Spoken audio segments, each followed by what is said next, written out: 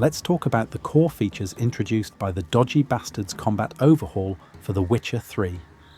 This overview explains how the main systems work and how each change fits into the core principles of the project. Every hit matters, every skilled action is rewarded, every victory feels earned. Each section shows how these principles influence AI behavior, combat mechanics, and overall balance. The first group of changes focuses on enemy defense.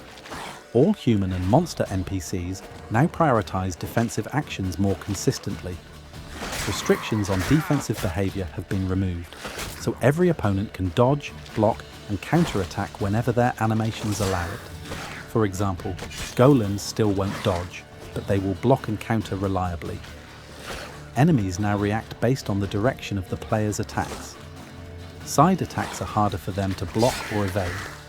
Attacks from behind have the lowest chance to be avoided, not zero, to simulate intuition, but close.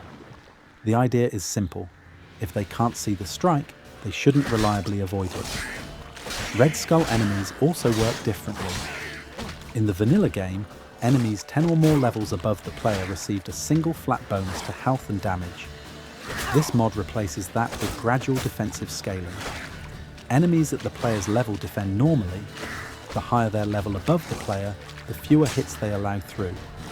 Scaling caps at plus 10 levels, difficulty does not increase further after that. Low-level enemies scale in the opposite direction and defend worse down to minus 10 levels. NPC health scaling has been reduced. Base health and per-level growth for both humans and monsters are lower. Enemies survive longer because they fight well, not because they have oversized health pools. The player's parry and dodge windows also tighten based on enemy strength.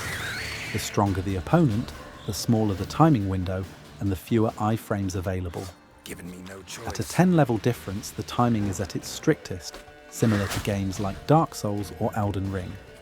Strong opponents require clean execution. Bleed mechanics have been reworked as well. Since enemies absorb fewer hits, bleeding is redesigned to make every successful strike more meaningful. A sword attack that deals damage applies a bleed effect proportional to the target's maximum health and to the sword's durability, which works like sharpness. Below 50% durability, the weapon becomes too dull to inflict bleeding. Bleeds are small but long-lasting. They stack independently, making even a few strikes matter, especially in group encounters.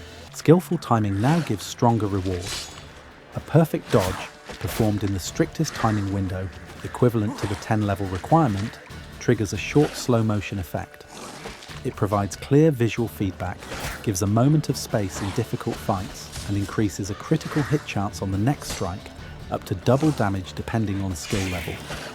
A perfect dodge also temporarily ignores the level difference for the next evade calculation, making the follow-up strike more reliable. This replaces the outdated fleet-footed skill. Fleet-footed originally removed damage during dodges. It existed as a workaround for movement restrictions in the original game.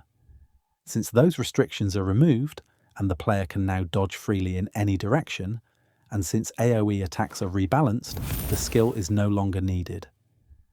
Perfect counter works on the same timing principle. When a counterattack is performed in the strictest window, time slows briefly. The counter becomes a guaranteed critical hit and up to 100% bonus damage based on skill level. The enemy's chance to evade the counterattack is reduced. A finisher animation is triggered if the hit is lethal. Perfect counter replaces the vanilla counterattack skill. Attack magnetism has also been reduced. In the original game, pressing attack could cause the player to dash, slide, or pivot toward a distant target. This often felt inconsistent. The player aimed at one opponent, but the game shifted focus to another.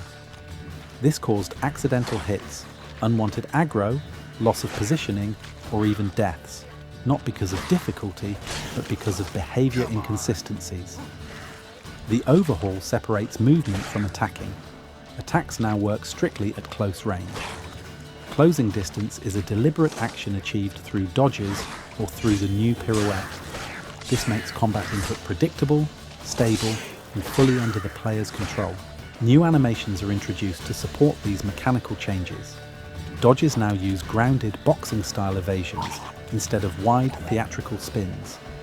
This better fits the pacing and strike height of most attacks. The original roll has been replaced with a pirouette. The roll was too long and visually awkward, especially in tight or uneven environments. The new pirouette is shorter, cleaner, and can be used intentionally to close distance, now that long-range auto-engage is removed. To support the new combat flow, several balance systems are reworked. All NPCs now use stamina for every action: dodges, blocks, counterattacks, and all light, heavy, and special attacks. Higher level NPCs gain increased stamina pools and regeneration, which allows for deeper and more varied combat behaviour. The hidden power stat on the player has been removed. This stat previously increased the player's damage every level, but because it was invisible and not interactable, it made damage values less predictable. Removing it simplifies scaling and makes combat outcomes clearer. Armor degradation is only at its first stage. In the original game, NPC armor had very limited impact, and at the moment it remains mostly symbolic. NPCs still use shared defense values based on their enemy type, regardless of how their armor looks. This step prepares the system for future improvements, where armor will become a meaningful defensive layer with distinct values and clearer gameplay effects. Prerequisites in skill trees have been relaxed. Vanilla skill trees often locked important abilities behind long chains. The overhaul allows earlier experimentation and greater build variety. This is only the beginning. This is the first version of the mod, and it establishes the groundwork for the full overhaul. There is still a lot of work ahead: fine-tuning balance, expanding defensive logic, improving weapon handling, deepening stamina systems, refining alchemy, and adding additional mechanics that build on the foundation shown here. The long-term goal remains the same: a combat system defined by timing, stamina management, meaningful equipment properties, realistic status effects, and player mastery. A system where victory is earned, not granted.